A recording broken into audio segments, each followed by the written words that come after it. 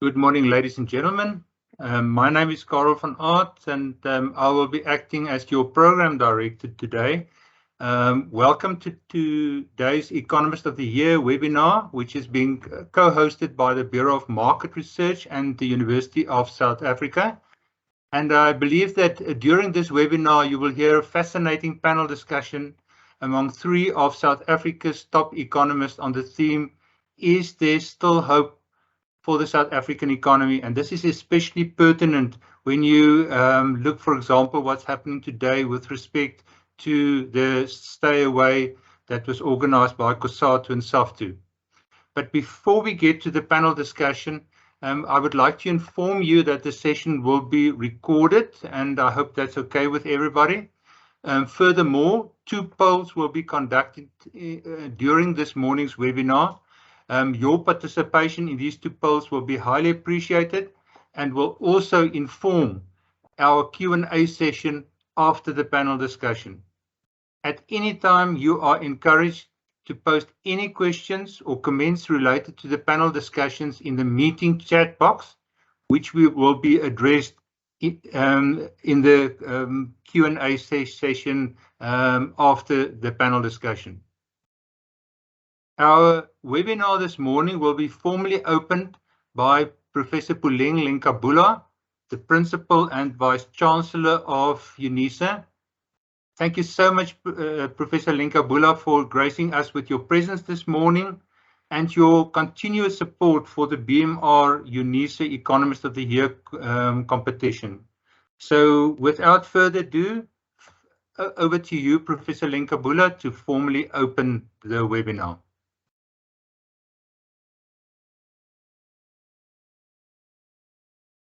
Professor Lenkabula? Yes, good morning. Can you hear me? Thank you, ma'am. We can. Thank you. Thank you very much, Prof. Hassan. Colleagues, thank you very much for this morning and for the great organization by the Bureau for Market Research, as well as the University of South Africa, and all of you who are in attendance. Greetings, Professor Van Aert, BMR Research Director, as our Program Director for this webinar. Thank you for the warm welcome. I am delighted that we are having engagements on the Economist of the Year and on questions of the economy, particularly at this point when we are contending with the aftermath of COVID-19, the contradictions of the geopolitical and economic contestations, the energy and water crisis that many in the global arena, but perhaps in our country, are contending with. To our guest speakers, economists, business representatives, partners, media, colleagues, to all of you who are joining us today, welcome to this webinar. We thank you for your time and interest, and we trust that you will find this conversation, engagement, research ideas, and ideation insightful, and hopefully we should be ready to engage as Professor Van Aert has already started. Before I share with you some context of the Economist of the Year competition, I'd like to give you a brief overview of the history of this initiative.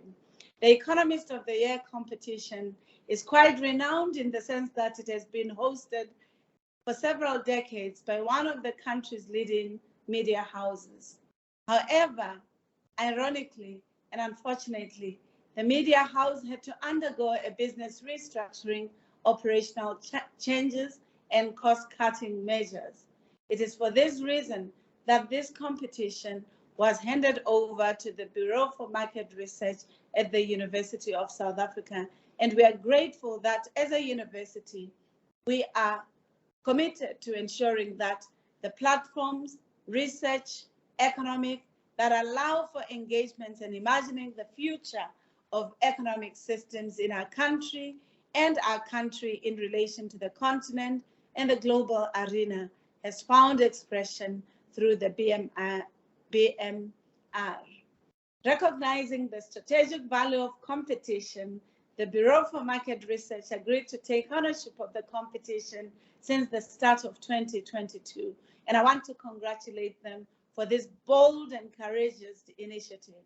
And so as the current and the future host of the Economist of the Year competition, Unisa is a proud partner to the Bureau of Market Research in this regard. We offer our full support in terms of expertise, skills, resources to ensure that this competition, with all its prestige, is future-proofed and sustained. To sustain the traction of competition, the BMR commenced by setting up the required management and administrative systems to host the 2022 Economist of the Year competition. While all groundwork has been laid, we're proud to announce that this year we have a total of 33 top South African economists participating in the competition. I need to re-emphasize this. We have a total of 33 top South African economists participating in this competition. The actual 2022 competition started in February 2022 when the panel of economists were requested to submit their economic forecast for 2022 with respect to 8 variables, namely real annual GDP growth rate for 2022, second, real annual household expenditure growth rate for 2022, 3, average inflation rate for the year 2022, 4, average yield on long-term government bonds in Q4 2022, 5, average prime interest rate in Q4 2022, 6, average R-dollar exchange rate in Q 2022. And if you're a layperson and not an economist, it just means the exchange rate system in the Q4 of 2024. Then 7, average Brent oil price in Q4 of 2022, current account balance as percentage of GDP for 2022. As part of our strategic value proposition, the timely prediction for the leading economic indicators by the Economist of the Year competition serve to guide macroeconomic forecasts, the emerging stage of business cycles, strategic planning by businesses, and investment decisions in South Africa. But equally important to mention is the relevance of Economist of the Year competition is soundly rooted in Goal 8 of the United Nations Sustainable Development Goals, SDGs, as they are often known or commonly known, which aim at promoting sustainable economic growth. What makes this competition so prestigious, colleagues, is that the initiative offers a platform for our economists to voice their expert insights on the state of economy. They work relentlessly behind the scene to contribute to the developments of our country. South Africa is indeed and without doubt blessed with distinguished economists and experts. Africa. With this in mind, colleagues, I'd like to acknowledge our guest speakers today, Dr. Ntabiseng Muleko from the University of Stellenbosch Business School, Nicola Weimer, who is Chief Economics, Nedbank Group Ltd, Dr. Ruth Botha, also very well known in our business sector, who's an economic advisor for Optimum Investment Group. On behalf of Bureau of Market Research and the University of South Africa, I thank you for giving us your time today. And now back to why we are here today. I'm still hopeful for South African. Is there hope for South African economy? I'm certain that all of us South Africans are concerned about the current state of our economy and also perturbed by the reality of all the factors contributing to our foggy economic climate. I, however, won't touch on these contributing factors, as I'm certain these will likely be the key components or constitutive to our discussions today. I now invite you to join me for what I'm sure will be a compelling deliberative processes by our panelists, but also by yourselves as the participants. I'm equally elated that Professor Van Aert had already asked you to post your questions, comments, engagement points, and research sites or citations that you deem important to enrich this event today. I hope that our economic expertise will indeed be able to shine a ray of light and give us, as South Africa, hope for a brighter future, as we all deserve it, but as all must be contributing to it. Thank you very much. You're welcome. I wish you success in the deliberations. Thank you. Thank you so very much, Professor Lenkabula, for your opening address. Your heartwarming words set a wonderful tone for this morning's webinar. Likewise, your time that you've taken from your incredibly busy program to attend the event and Unisa's support for the 2022 Economist of the Year competition are really highly appreciated from our side. So thank you so very much. This is being appreciated also from the side of the BMR. Ladies and gentlemen, as the Principal and Vice Chancellor has indicated, the first poll will now be conducted, which you can view from your screen. And please participate in this poll by typing into the space provided what you believe are the biggest downside risks to the South African economy. So this poll will be conducted for a while we actually start the conversation of this morning. Then to get the conversation started, I want to take this opportunity to introduce you to our esteemed panelists this morning. The three panelists are all three participants in the 2022 Economist of the Year competition, and will be focusing on the question as to whether there is still hope for the South African economy. The three panelists are as follows, namely, firstly, Dr. Ntabiseng Moleku from the University of Stellenbosch Business School, Miss Nikki Weimar, who's the Chief Economist of Nedbank, and then Dr. Roelof Botha, who is an economic advisor to the Optimum Investment Group. And while we start the discussion, you will be very welcome then to participate in the poll. So let's start this fascinating discussion. Ms. Weimar, sorry, I'm going to put you on the spot. Start off with you. And thank you so very much for joining our discussion this morning. Just to set the scene, I would just want to know how you see the current economic situation, because we hear such a lot of really, really bad news out there at the moment. Where do you believe is the economy heading at present? Well, that's the topic of days of discussion. So I'm very sure nobody wants to hear from me for days. So our view is really that South Africa, we're not, it's that sort of story that the best probably doesn't happen in South Africa, but the worst doesn't happen either. It's that sort of tale, and our forecast largely reflects that. So we hold on to growth. We continue to grow. That is our view. For us, the support comes from continued consumer spending. It also comes from a pickup in fixed investment activity, which we've certainly seen at Nedbank through our corporate banking. They are writing more loans for fixed investment purposes, especially in the renewable energy space. And also we are seeing some, although very little, nonetheless, some life returning to infrastructure spending. So that's, baby steps in the right direction. So we are expecting fixed investment activity to be positive, to contribute to GDP growth.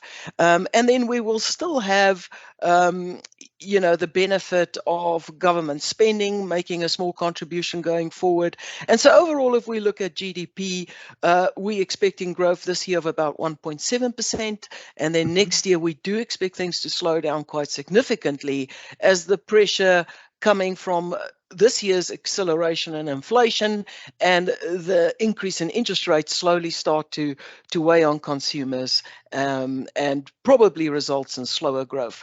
But at this point, we're not seeing for South Africa any dramatic collapse. We're not seeing, recession in the makes.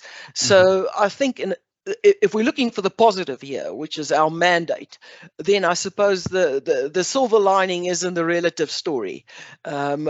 We are affected by what's happening globally, which is a very unsettled world with Russia's invasion into Ukraine, with oil prices and the outlook for that very uncertain, food prices equally placing pressure globally, a cost of living crisis developing. But if you compare South Africa to many emerging markets, we at least have the benefit of being commodity exporters. And at the same time, it doesn't look like we're going to be completely derailed by these headwinds. Just a quick follow-up on this. You indicated that you're expecting about 1.7% growth for this year and possibly lower for the year to come. Do you believe that there's a lot of downside risks at the moment in South Africa? And if you do, what would you flag as some of the major downside risks? Oh, my goodness. I think we all know them very well, and we would love this story to change so that, that we don't feel like we're on replay all the time. But it obviously starts with the energy crisis. I think it's just impossible to get what we have at the moment, and what we're seeing are pockets of activity and fixed investment. We know that fixed investment is the key to job creation. We need to have that sort of expansionary type investment. And that is simply not possible if we do not have enough energy. So we need to end load shedding, then we need to install enough capacity in the electricity grid so that there is a decent reserve ratio and that we actually have some space for faster economic growth. So I think that is by certainly the most practical challenge we face, and also the most important one in order to unlock faster fixed investment activity. And then obviously that's not where it ends. I think if we look in the very short term, we need better road infrastructure, rail infrastructure.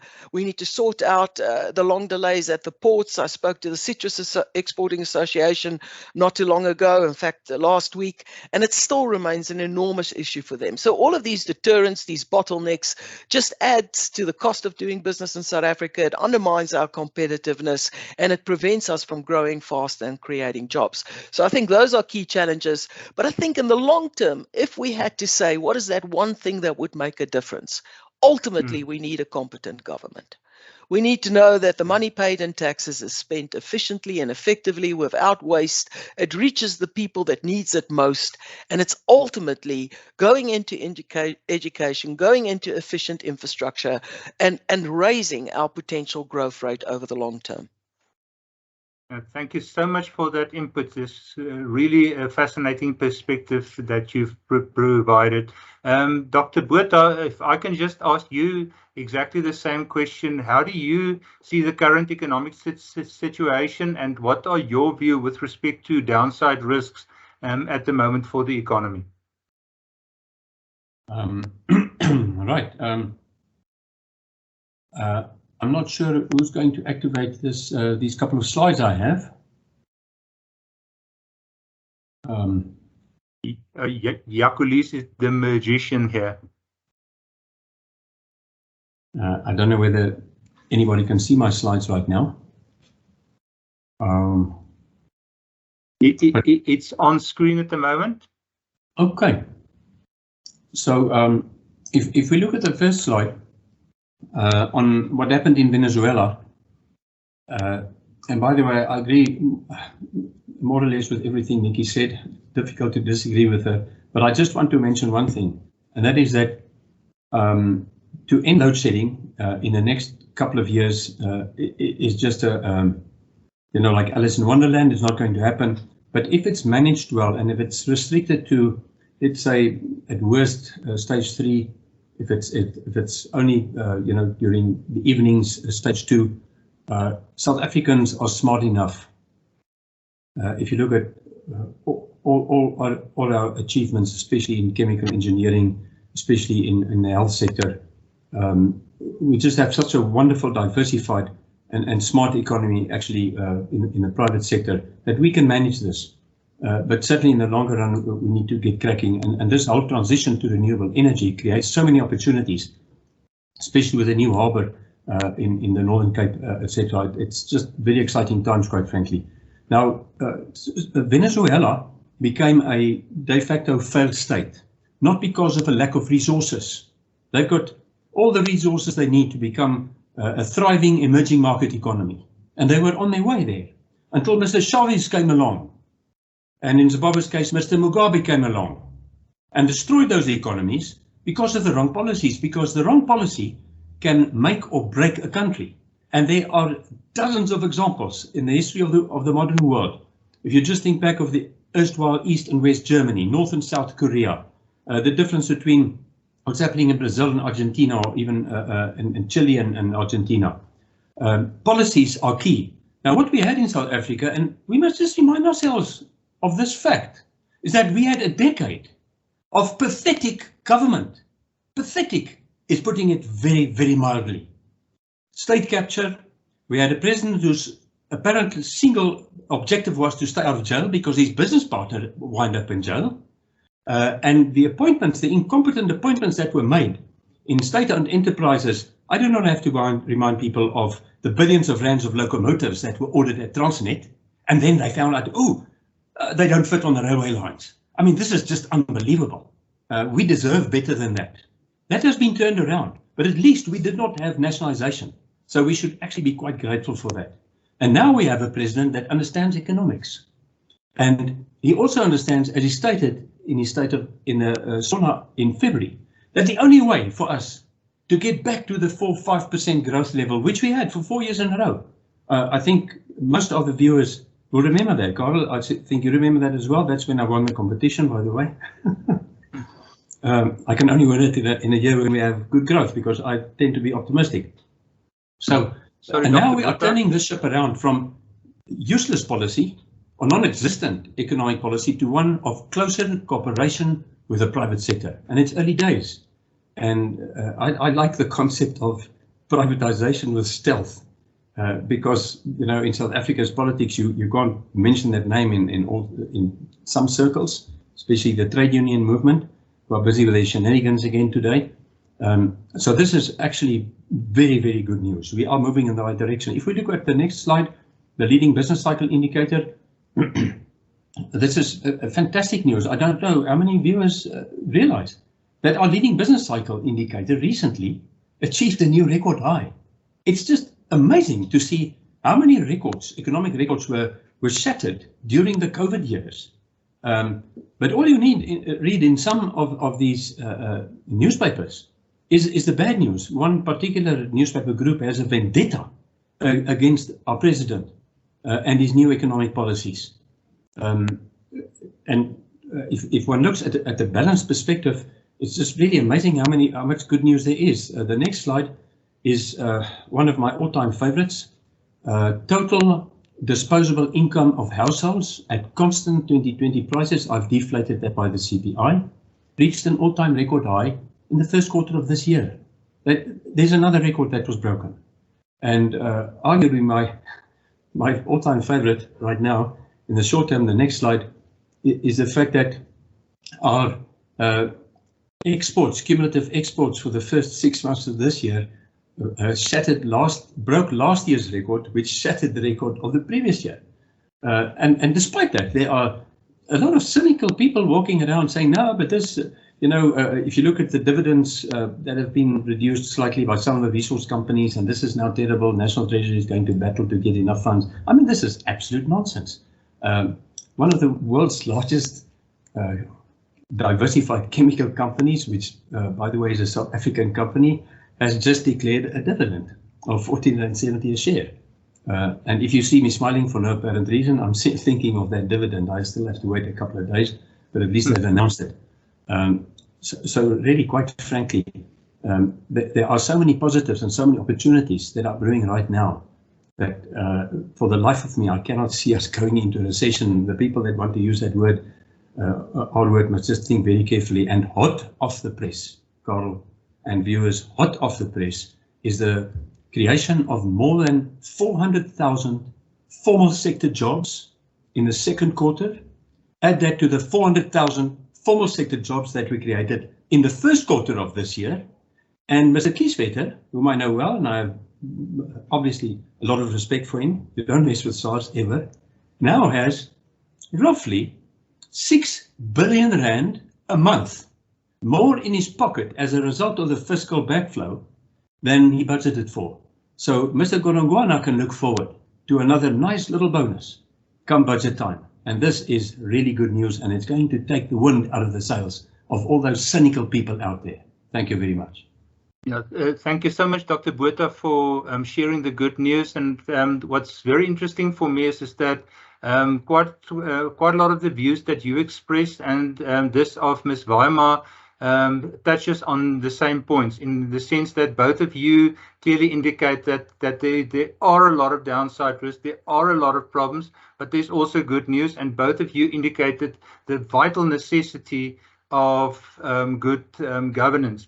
But I know, Dr. Moleku, that you as a development economist, there's huge problems out there if we just look at the figures. For example, currently, with respect to incomes, we're the most unequally distributed country in the world. We've got incredibly high levels of unemployment at the moment. There's incredibly high levels of poverty, etc. The concept of inclusive growth is really under pressure at the moment. That is not really coming through to people, etc. What is your take as to what is happening with respect to the economy at present and how that affects the lives of people? Thank you so much for having me, and a very good morning to all our participants who are here and my colleagues, and to the principal, Prof. Lengabula. Thank you so much for that introduction. Just to answer your question, I really think that South Africa is unique in that we have a stable macroeconomic policy framework. We do have a history of fiscal policy that is sustainable. We can argue whether or not whether that is expansionary sufficiently, and how we can ensure that the revenue generation is balanced but also sustainable, and how better to use that allocation in terms of the functionality of the state and government.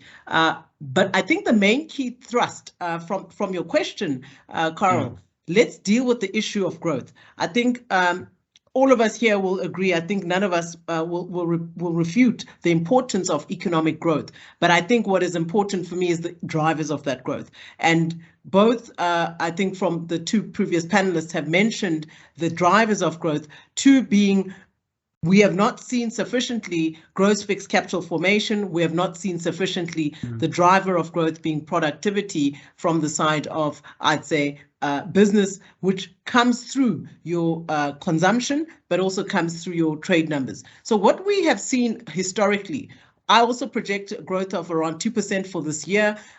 We really see constrained consumption from households, interest rates going up, cost of living is really at levels we've never seen before. The rate at which wages are increasing is not equal to the cost of livelihoods and living inputs and costs, as we have seen, and hence what you are seeing today, which is a nationwide strike. The question of whether that is the most effective method to try and reduce costs and what the alternative methods would be is really what we could be discussing. I think the point to ask whether there's hope. Is there hope for the South African economy?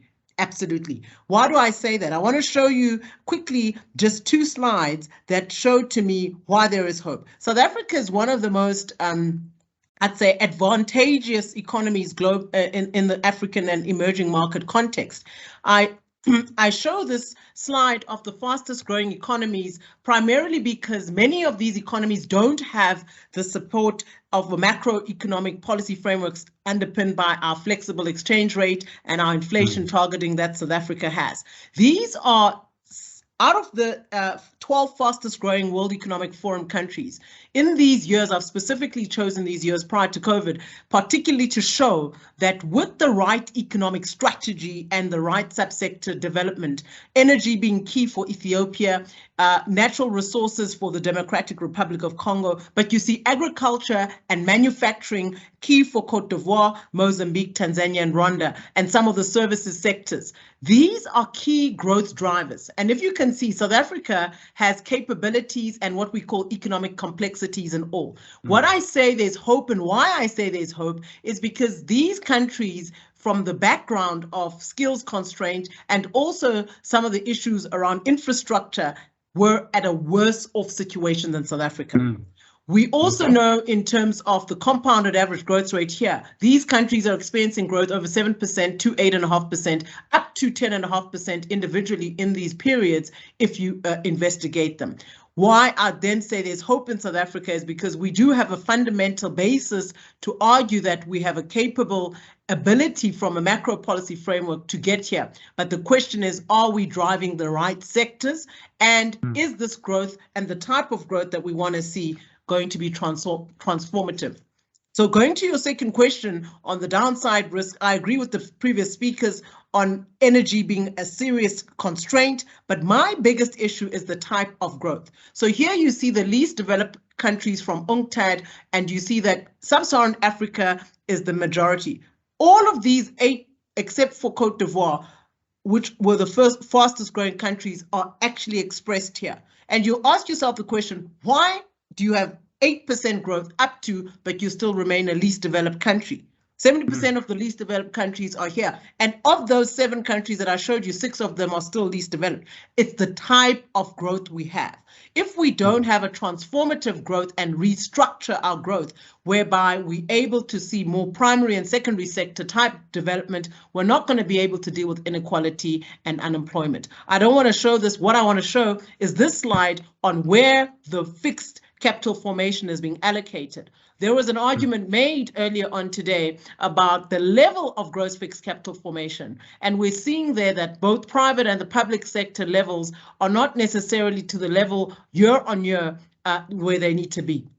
We've seen some constraints and some disinvestment, particularly big companies, top 50 listed firms sitting on massive cash reserves in the economy and not reinvesting. And I think there's various risks that they would put to that. But what we need to begin to see is more money being invested and put into gross fixed capital formation by firms. And secondly, we need to start to see capital being invested towards investment and not only your consumption-based activities. To see a consumption-led type economy is going to lead to us not necessarily changing the transform and the structure of our economy, but seeing the same type of outcomes we've seen, and they are not going to drive employment and also sustainability in terms of outcomes. The last slide I wanted to show, Carol, that drives my argument and the type of growth we need to see. Over the last 25, 26 years, based on this slide, the data I've collected shows you here that we have seen growth really driven from the services of the tertiary sector, and we have not necessarily seen a growing primary and secondary sector. Of course, we know in the time we're living in, most economies converge to secondary sector, living and advancing electrical and other type of value-added goods that are processed in the secondary sector as you grow. Primary sector is really there at the inception, or I'd say at the inception stage, and you transition to this. And the question really, have we transitioned with the majority of the population? And you see there that if you begin to deal with these two subsectors, particularly the primary and secondary, and you start to increase them upwards, of course, you will start to see, I'd say, some of the development issues dealt with at a national level. You'll also start to see household incomes increasing. That will drive up consumption, not only from consumption, but actually from a productive side. And the main thrust of my argument is to say, if South Africa is going to have fiscal sustainability and improve our fiscal policy and improve our, I'd say, economic growth outcomes, we've got to look at improving productivity and also our industrial activity, primarily from your primary and your secondary sectors. And that has not been the focus of all our economic policy outcomes. So despite the policy, we've had a lot of policies, but the outcomes have led to deindustrialization. The outcomes have led to a constrained primary sector, particularly agriculture and mining. But we've actually got to start focusing on those two, and particularly the secondary sector, so that we can start to hit at economic outcomes and not just focus on policy. So the economic recovery plan, the economic strategy of 2020, we can look at national development plan since 2013, 2012. These plans, strategies, recovery strategies have not yielded the results we need to see. And my argument has always been productivity, industrialization, and macro framework that enables that is there, but we need to emphasize the instruments to not be working against each other. Thank you. And thank you so very much for your detailed input and also for indicating quite a lot what need to be done to turn the situation around. And as I've seen from Ms. Weimar, Dr. Botha and Dr. Moleku, all three of you are very positive about the economy, that you believe that there's very specific things that could be done, that there's definitely hope for the economy, etc. However, if we, for example, have a look at the reason for the strike of today, it's very clear that there's a lot of people in South Africa that have lost hope. And it's also very clear that quite a lot of them believe that the government is on the wrong trajectory. You've already indicated in this regard that a lot of things that need to be done, namely, for example, that we need good government, etc. And as we then start the second poll on the question whether you personally believe that there's hope for the South African economy, I just want to ask you a quick question before we move to Q&A, and that question is that what would you say would need to be done to fast track recovery in South Africa, that we can actually, for example, show to the populace as a whole that's fairly depressed at the moment that there's really hope for the economy, and this I'm not referring to long-term economic strategies, etc., but quick payoffs that could, for example, ensure that things would become more affordable in South Africa, that there's real job creation. And Dr. Botha already showed us hot off the press of the 400,000 extra jobs that can be created. But what do you believe are those fast-track things that can be done to ensure that there's a recreation of hope among the population? Firstly, Mrs. Weimar. Yeah, I mean, I've got to say that from the perspective of the broader population and the vast majority of South Africans, I think it is service delivery. We can talk from the perspective of business, we can talk from the perspective of investors, we can talk from the perspective of the middle to professional class, but ultimately for the large numbers of South Africans, it is really service delivery. It's about living in a clean and safe environment and having access to efficient services. And I think, unfortunately, we are miles away from that. Okay, but how do you believe that could be kick-started? For example, do you believe that there should be much clearer message coming from government of a specific direction that we will be moving in, that will be... No, I've got to say, I think yeah, so to answer that side, so the thing that I think will improve optimism across South Africa is if government can deliver services and if you can create jobs, especially for low-skilled and unskilled workers. So let's deal with the first one, services. I don't think any more plans are needed. I think that, quite frankly, we just have to start implementing. We have to fix departments, we have to fix local government, and we have to start implementing. We've had many plans. We can't rule by committee. Ultimately, the departments responsible for delivery have to be efficient and they have to work. And if they don't, we need to fix it. So that's, I think, the steps we need to take on that front in terms of service delivery. In terms of job creation, I think to some extent it will happen. Remember that COVID hurt services tremendously. It hurt tourism, it hurt travel, hotels, accommodation, food services, and that is an industry where a large number of South Africans find employment, find gainful employment, and as we open up and hopefully avoid future lockdowns and certainly China-style zero COVID type lockdowns, we should see a recovery in global travel and international tourism. And we're already seeing that. And it played a big role in the number that Dr. Botha mentioned around the job creation we have seen. So I think to some extent that will naturally happen as those industries come off a low base and start to normalize. The question is to go beyond that, to start addressing structural structural unemployment.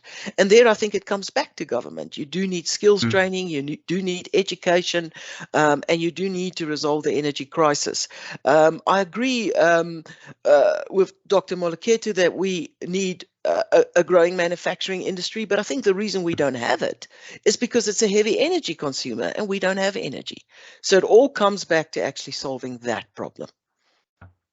Thank you so much for that, Dr. Botha. What would you indicate in this regard? What do you believe are certain ways that hope can be fast-tracked? I think you've already referred that there is actually hope already there, and that people should just actually see the reasons to hope. Yes, the good news is that we do not have to reinvent the wheel. This country built during the latter stage of Mandela's term of office, Nelson Mandela, and Thabo Mbeki's term of office, we built more than 3 million RDP houses, providing decent shelter to probably more than 12 million people. That was more or less abruptly ended when Mr. Zuma came in power. And I think it's important that we send this message clearly out to South Africans that if Mr. Zuma and his cohorts had not deliberately stopped in its tracks the renewable energy transition program for 7 years, for ulterior motives, then we would not have had load shedding in South Africa today, and that is a fact. Getting back to our current situation of closer cooperation with the private sector, public-private partnerships to resuscitate programs like the RDP housing project, like fixing the potholes in the roads. This country created last year 1 million jobs, temporary jobs with public works programs. They were not highly visible, quite frankly. If they can become more visible, if they can become more targeted to specific areas, there are an estimated 100,000 illegal dumping sites in this country. One of the most beautiful natural countries, natural splendors in the world, South Africa. But look how we treat it. That can be turned into money, income generating businesses, creating thousands of jobs, but with private sector involvement, skills and project management. And this is the road that we've embarked on. And this gives me and everybody that I speak to and that is involved in this, including, for instance, Andries van Niekerk from Afrimat, this gives us hope for the future. It can be done. It can be done. But then, as Nikki has said, then we must start implementing. Less talk, more action. Thank you. Thank you so much, Dr. Botha. Dr. Moleko?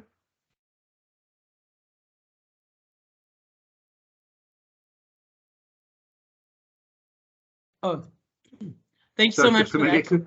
Yes, thank you. I was on mute, the proverbial mute on MS Teams. That happens to me a lot. Yes. So I wanted to come in on what Nikki spoke about on implementation, also what Dr. Roloff Botha has also mentioned. I have a different view. I just want to show it based on what I have always analyzed. And I just want to show the slide that I believe is something that we need to take into cognizance. We have seen South Africa's 5 economic policies, or 4, over the 25-year period post 1994. And if I articulate what I've analyzed, I've seen that there's been the growth and employment and redistribution economic strategy from 1995. It had targeted 5% growth. And the point made that if we implement, we will see results.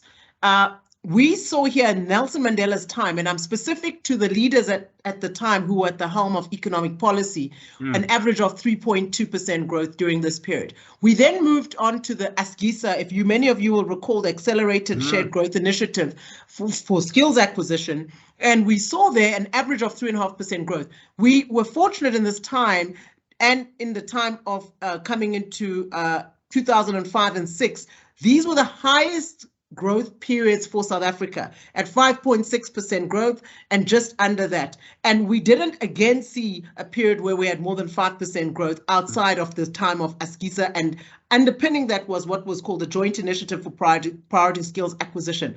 But growth on average was not more than 4% in this period. Of course, the new growth path and the National Development Plan came in. Growth on average was reduced significantly from 2.8%. In the average decade between 2010 and 2020, it was 1.8 by Treasury's measurement, but in this period here, 1.2%. Now, why am I showing you this this slide, Carol? I'm showing everyone here the slide because the notion that our plans, if implemented, will yield results, for me, is not true. What we are seeing since 25 years ago, average growth has not exceeded 4%. The plans we have put in place do not industrialize. The plans we have put in place are not driving productivity enhancement. The plans we're putting in place have not sufficiently stabilized our fiscal reserves. In fact, we've depleted our surpluses. In fact, we are sitting in a situation where we have unsustainable debt to GDP ratios. Now, why is that important? It's important for this discussion because we have got to target adequate growth.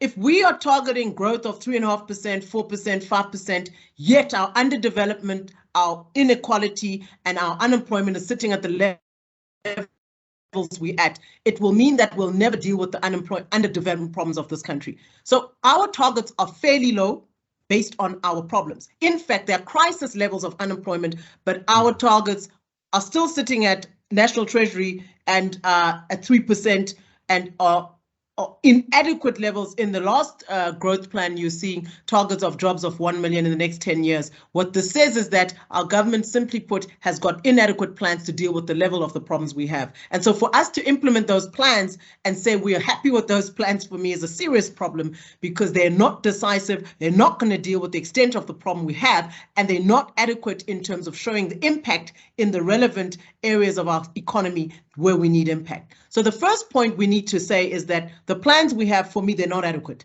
Even if they're implemented, you can see the outcomes will not be sufficient to deal with the underdevelopment problems. They will not deal with unemployment. In fact, going back to 2005-06, unemployment was at 22%. When I look at the narrow definition, I won't even look at the expanded definition, but narrow definition of unemployment at 22% when you have your highest levels of growth, surely that shows you that it's inadequate to deal with the constraints. What do we need to do? One, do we have sufficient reserves and capital to reinvest into some areas of the economy to bolster it and to provide what I call stimulus activity? Yes, I believe we do. I did a lot of research on the pension fund sector, a lot of research on capital markets, and South Africa is uniquely positioned now, not next year, to actually reinvest through gross fixed capital formation, but also through investment targeted at sectors where you can reform the value chains and also create labor absorptive sectors and economic strategies in those sectors. Why? So you need to alleviate the unemployment problem, which is creating a social problem for us as a country. You cannot have 12.5 million South Africans unemployed. But the second aspect, you've got to start decisively and deliberately increasing productivity by reinvesting into your productive sectors. And let's look at provinces such as Mpumalanga, Northern Cape, Eastern Cape, Limpopo, KwaZulu-Natal. Why are those provinces important? Is because the current economic nodes are Gauteng, Western Cape, and KwaZulu-Natal to a small extent.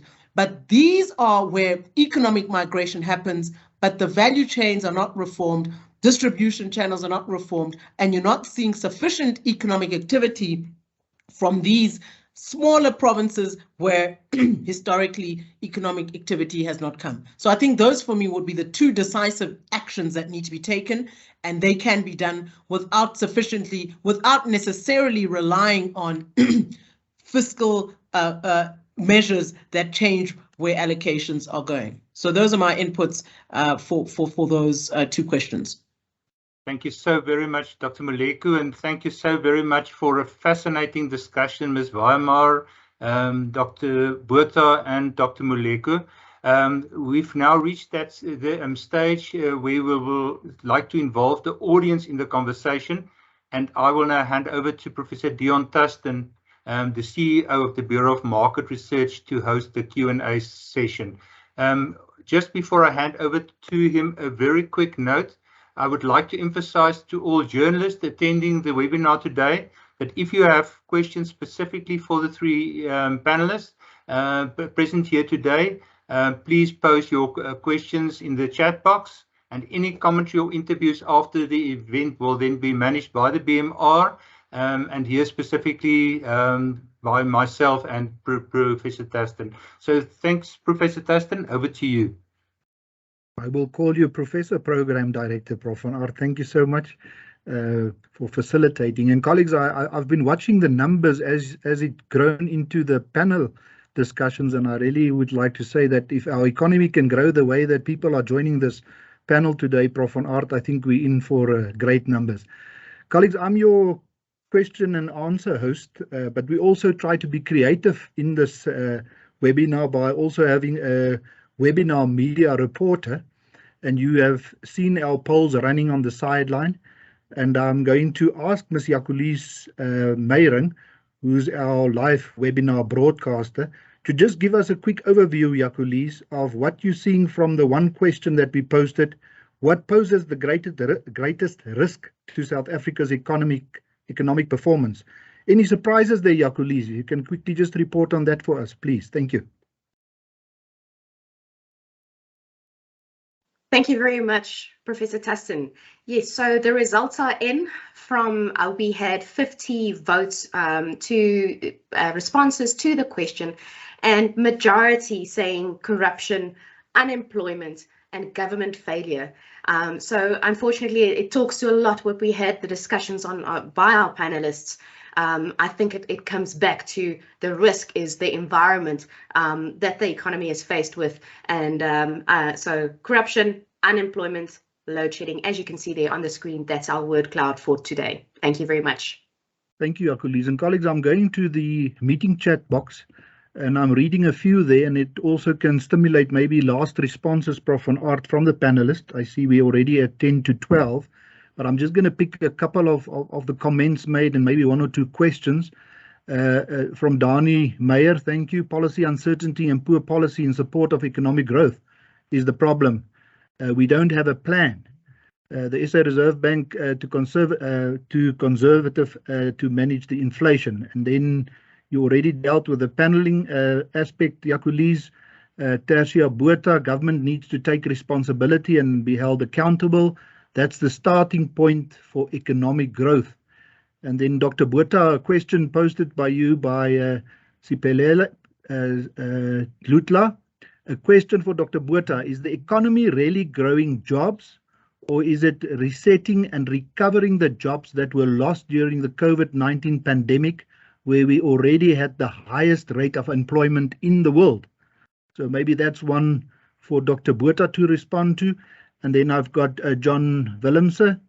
I agree, service delivery in rural areas. In Bloemfontein, it takes 12 months to get building plans approved by the municipality.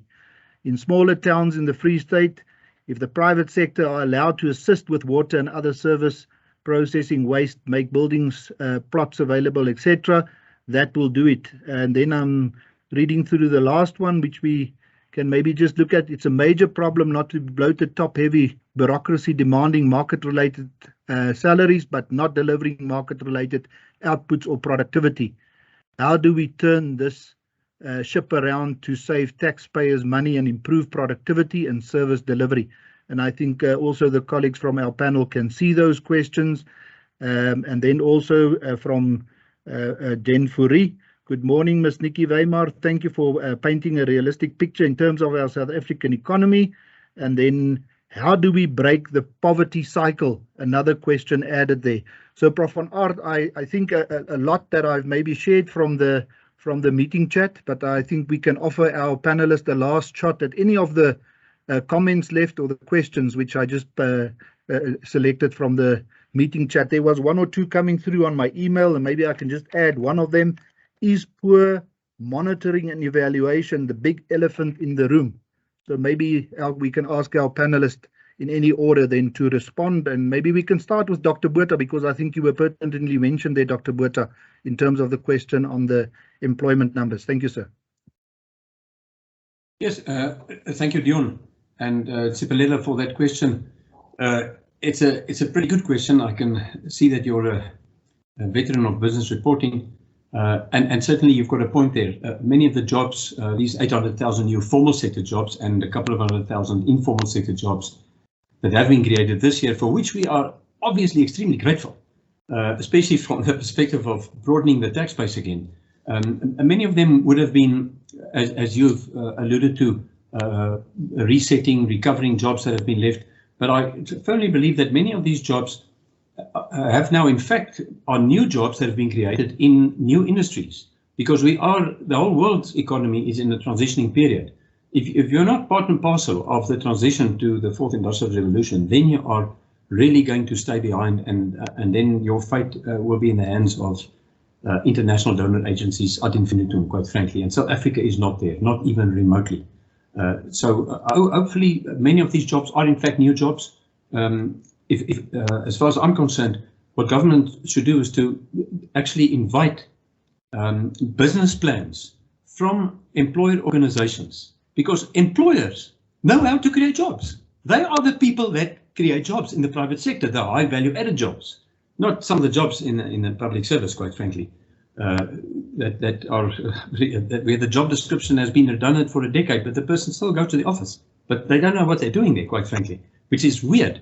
And this is going to take quite a while to address because of our country's labor legislation, and that's another huge issue, is to change the labor legislation to favor employers and not employees. But if you invite proposals and business plans from employers on how to create jobs in South Africa through public-private partnerships, I can almost guarantee you that government will be inundated, the President's office, with these proposals. They can evaluate them, and then they can start get cracking on the implementation side. So there's a hell of a lot that we can still do in future. And as I said earlier, I mean, the opportunities that exist in South Africa today are incredible. You are still welcome to consider migration to Australia, but I can guarantee you will die of boredom within a couple of weeks. Thank you.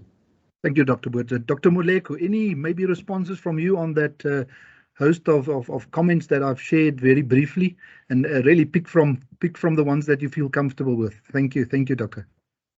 Thank you so much. I think let me start with the question on the last one on other key headliners. I'm just noting the name of those who have the names of those who have made inputs. You know, what have we been able to sell as a key issue for FDI? I mean, there's a lot of things that South Africa has sold from a diagnostic perspective. We've got strong infrastructure. Yes, we do have constraints in terms of energy supply and sustainability in regards to that, but there's been recent changes with the REIPP program. The biggest investments are now going to be invested into the renewable energy space. We've got the most advanced policy in that regard in terms of investment and allowing for providers outside the Eskom monopoly globally in terms of that. The other aspect that I would talk to, as if you were trying to promote the South African story in terms of commodities and subsectors within that, is that we have strong commodities in terms of, I won't go into the detail, but the PMG group, the precious metals and stones, and the significant infrastructure that has been set up for that logistics wise. Yes, there are constraints. Yes, there are problems with Transnet and PRASA, but you are still able to move goods. Of course, there are delays, but on average, when you look at the TEUs, we are not necessarily by far the worst in terms of the emerging market countries in terms of performance. You look at the stock exchange in terms of our capex and our market capitalization. Of course, it's skewed towards mining and finance and retail, particularly the performance of the stock exchange. But what is important for us to note, if we're talking the positives in terms of South Africa, is that we do have massive capitalization. We do have massive investment, both from the shares and bonds. And we're seeing even new stock exchanges now that are being established, for example, being the Cape Town Stock Exchange, but there are alternative exchanges where companies are booming and able to list and reinvest. I think that our focus really as a country and as people has really been on the negatives. And I don't know why it is that South Africans are like this, but we really focus on the negatives. How do we get out of growth? How do we get out of the poverty trap? That was a question asked by one of the other participants. I think you're back. I think the thing that I've mentioned here is we've got to reinvest into those 5 provinces. I'd even add the Free State. One of the participants spoke about the issues in the Free State. if we continue to have the growth patterns we've had, the same investment patterns that we've had, and we don't make sure that investment inflows go into underdeveloped areas, we are going to not enable the real growth, and actually it's going to stagger the growth of South Africa because you're not able to expand capacity, productivity, and enhance private capital and also enhance household incomes to increase both the tax base but economic activity in these areas. You're not going to see the type of growth that you want to see in the country and underdevelopment. So invest into, I'd say, infrastructure investment that enables industrialization. Use your macro policy instruments to enable industrialization. And also, more importantly, of course, make sure that your state entities that are supposed to service industrialization, whether it's your TRALEX, which is your trade associations or trade agencies, whether it's your support for trade, and also your enablers, particular DTIC bodies, which is the Department of Trade and Industry and Competition, those subsidies and incentives that enable and enhance entrance into industrialization, they've got to be on the go. They've got to be, I'd say, perform at much quicker, the turnaround times, the rate at which they're able to respond to potential investors and sponsors that want to enter into these sectors. Those are the key issues, I'd say, would be quick turnaround for me. I'd stop there. Thank you so much, Dr. Moleko. Ms. Weimar, I'm going to give you a last opportunity to maybe reflect on some of the questions and comments made at this stage. Thank you, ma'am.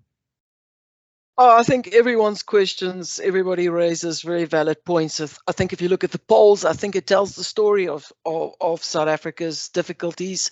We are all so familiar with this, whether it be corruption, whether it be load shedding and our energy constraint, whether it be crime, whether it be poor government services and, the failure to actually deliver to the South African public. And I think everyone has a point there. And I think all of these little things over time combine and contribute to the situation we find ourselves in. I still maintain that ultimately we've got to kind of prioritize those things that I think presents the greatest immediate obstacle. I mean, we know in the long term we need education and education and education, and it needs to reach everybody, from the poorest of the poor to everyone in the middle class. If you send your child to a school nearby, you must know that they're going to get a solid education and have a better chance in life than you. And I think that's also essential for confidence in the long run. But those things cannot be fixed overnight. And I think in the interim, at the margin, if we want to make a difference to our outlook, we really do need to resolve the energy crisis. We can actually grow if we have reliable energy supply. And like Dr. Botha said, perhaps the solution is to bring load shedding down to a manageable level, but ultimately, we've got to be a little bit more ambitious than that. So I think for me, that still remains the key for us going forward. Thank you, Ms. Weimar, also for those last comments. And I think we are so excited, colleagues, to talk around the economy. We will talk probably for another 3 hours, but unfortunately, time does not allow us that privilege. So I'm going to do my last role to go back to our live webinarist or broadcaster, Ms. Meyering. If you can just briefly reflect on the last poll on our question that we asked, do you feel there is still hope for the South African economy? She's sharing it there on the screen. So Jacolis, if you can talk to that very briefly, and then I'm handing back to Prof. van Aert to close out the meeting. Thank you, ma'am.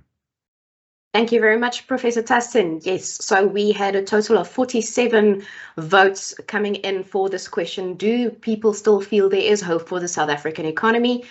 Of those 47, we had 36% on the scale of 1 to 5, with 5 being very hopeful, 36% indicating a level of 4 out of 5, and 31% a 3. So on average, we have a 3.5 score. So people tend to be a bit more neutral on the matter.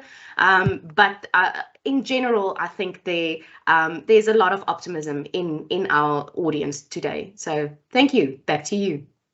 Thank you for confirming that hope. And Prof. van Aert, we're going to ask you close out the meeting. And thank you for your attention for this Q&A session, colleagues. Thank you. Thank you so very much to Professor Tustin, our CEO, and I always say that it's his visionary leadership that makes such a lot of things possible. So thanks for that, and also to Jacqueline Meyring. She's also the head of our Personal Finance Research Unit and Household Wealth Research Division. So she does a lot of work in this space as well as what we discussed today. And she's also one of the adjudicators of the Economist of the Year competition. Just before I hand over to the Unisa CFO, Mr. Mike Ramakumba, to give a vote of thanks, I just want, from my side, also just want to say thank you so much to Professor Lenkabula for her inspiring words today, and also her commitment to the Economist of the Year competition being co-hosted between the BMR and Unisa. And then I also would like to say thank you so much to some of my other colleagues that were involved, especially Pamela de Jong, Madeleine Goets, and then also Ms. Isadora Isaacs, that were organizing such a lot of things with respect to this webinar.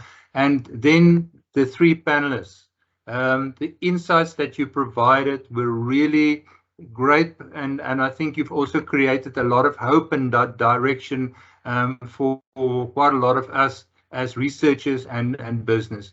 And then, ladies and gentlemen, we are honored today to have in our midst Mr. Mike Ramakumba, who is the Chief Financial Officer of Unisa, and he's also a great supporter of the BMR in this competition.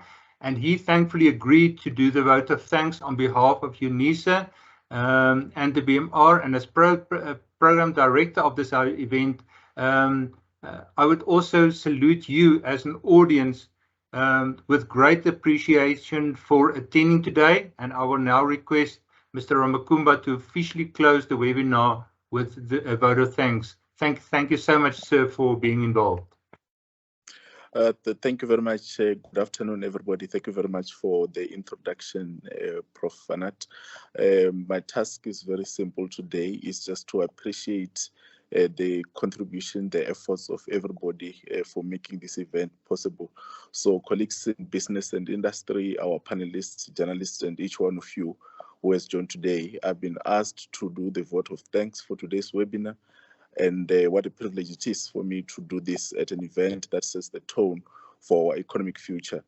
First and foremost, I would like to thank our expert economist, Dr. Nthabise Moleko, Nicola Weimar, and Dr. Roloff Botha for being able to shed light for us on the current state of our economy. But more so, we thank you for giving us the opportunity to cling to the hope for a healthier economy, and that we may expect light at the end of this economic storm. Also to the media colleagues who are present here today, you are the voice of our nation. We trust that you will convey this message of hope to each and every South African.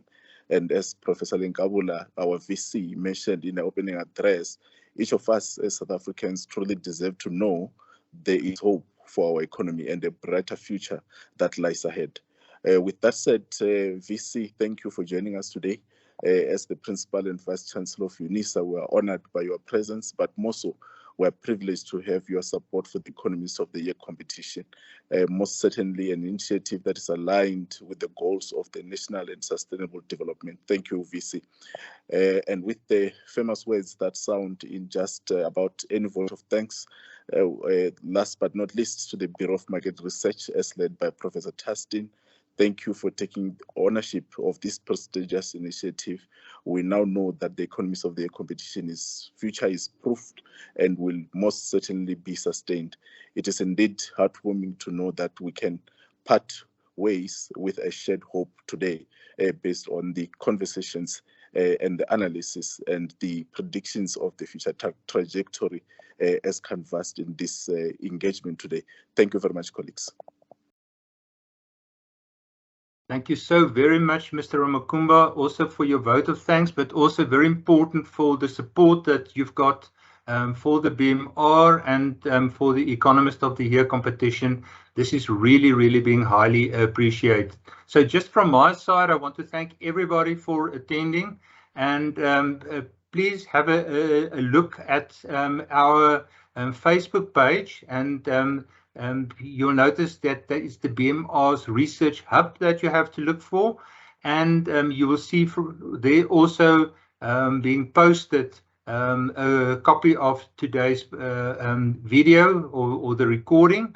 And then also please have a look out for our second webinar, which will be in November. And that second webinar will then have a specific focus on what to expect of the economy during 2023. But thank you so much for attending today, and I wish you all a wonderful Wednesday further. Thanks so much for attending, and go well.